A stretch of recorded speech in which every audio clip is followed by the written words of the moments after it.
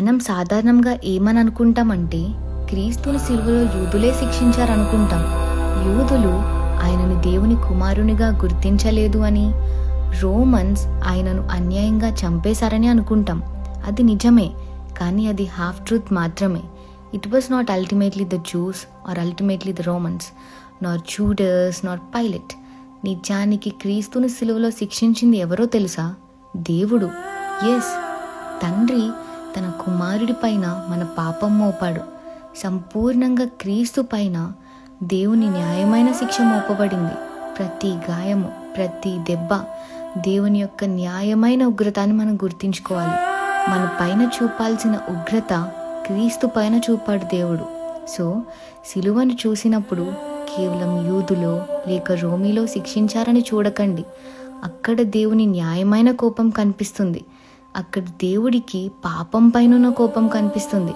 అక్కడ మన పట్ల దేవుని ప్రేమ కనిపిస్తుంది. అక్కడ కుమారుని శిక్షించిన తండ్రిని మనం చూస్తాం.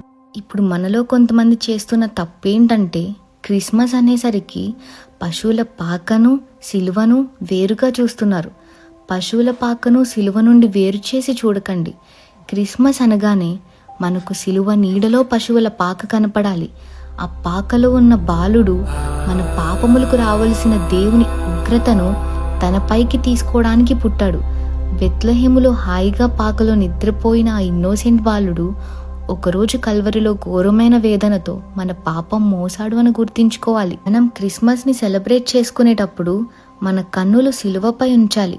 ఎందుకంటే బెత్లెహేములో ఉన్న బాలుడు మనకు అడ్డుగా నిలబడి దేవుని ఉగ్రత నుండి మనల్ని రక్షించిన రక్షకుడు. క్రిస్మస్ యొక్క నిజమైన ఆనందం యేసు పుట్టాడని మాత్రమే కాదు, కానీ మన పాపాల కోసం ఆయన మరణించి దేవుని తీర్పు నుండి మనలను రక్షించాడు అని.